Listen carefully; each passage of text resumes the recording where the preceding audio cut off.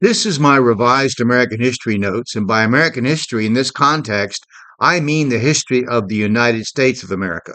I have covered and will cover the history of Central and South America, as well as Canadian history, briefly in my comments on world history. First, let me say that I always want to start out with a basic assumption, a given, and that is that the Bible is completely true, every word of it.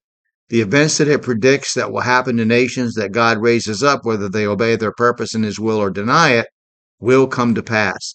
The traditional history of North America begins with a discussion of how the American Indians of old, whom we popularly called Indians, traveled to this country on a land bridge through what is now the Bering Straits, uniting the state of Alaska with Siberia. This is the conventional wisdom. The Native American then is considered to be Asiatic, what scientists in the 1800s called the Mongoloid race, but more appropriately we call Asians.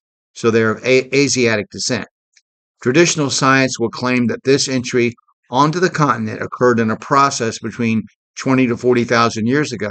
This belief is not held by every scientist, though.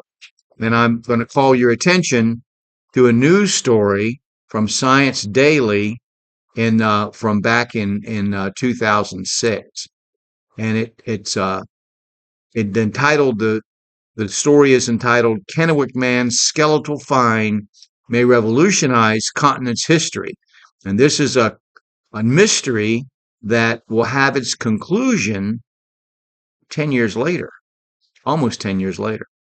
So, well, one conclusion.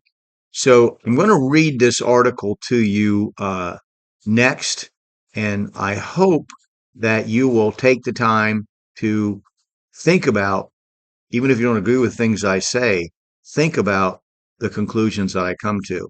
And it's going to be pretty detailed. So I hope you enjoy it. Let me know what you think.